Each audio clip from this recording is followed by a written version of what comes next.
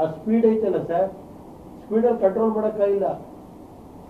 ನೀವೇನು ಮಧ್ಯಕ್ಕೆ ಬಂದು ಆಯಿತು, ಇವ್ರು ಸ್ಪೀಡಲ್ಲಿ ಹೋಗ್ತಾ ಇದ್ದನ್ನ ಆ ಸ್ಪೀಡಲ್ಲಿ ಹೋಗ್ಬೇಕಾಯ್ತು, ಅದು ನೋಡ್ಬೇಕಾಯ್ತು ನೀವು. ಅದು ಹೋಗಿರೋದು ಹೊಡೆದಿರೋದು ಏನಾದ್ರು ಡಿವೈಡರೇ ಆಗ್ತಲೇ. ನಾನು 4 ಲೈನ್ ರಸ್ತೆ ನಾನು ಮಾಡಿದೋಗಿದ್ರೆ ಇವತ್ತು ಆ ಜಾಗದಲ್ಲಿ 100 ಎಡ ಬಿಡವು.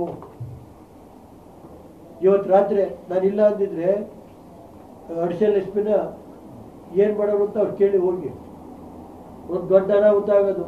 ನಾನು ಹೇಳಿದೆ, ನಾನು ಇದ್ದಕ್ಕಾದರೆ ಇದಾಯ್ತು ಅಂತ ಬೈದು ಎಲ್ಲ ಕಳಿಸಿದ್ದೀನಿ. ಈಗ ಅಲ್ಲಿ ಎಲ್ಲಿಂದ ಹೋದರೆ ಹೊಳೆನರಸೀಪುರದವರೆಗೆ ಹೋದರೆ ನ್ಯಾಷನಲ್ ಹೈವೇಲಿ 250 ಅಡಿ ಆ ಕಡೆ ಈ ಕಡೆ ಬಿಡಬೇಕು. ಪಕ್ಕದಲ್ಲೇ ಬ್ರ್ಯಾಂಡಿ ಶಾಪ್ ಕೊಡ್ತಾವ್ರೆ.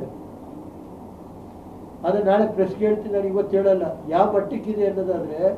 ಇದನ್ನು ನಾನು ಇವತ್ತು ಹೇಳ್ತೀನಿ, ಸರ್ಕಾರದ ವೈಫಲ್ಯ ಅಲ್ಲ, ಇದು ಪೊಲೀಸ್ ವೈಫಲ್ಯ ಅಂದರೆ ಯಾರ್ದು? ಇದು ಆಳರ್ದಲ್ವ ಇದು?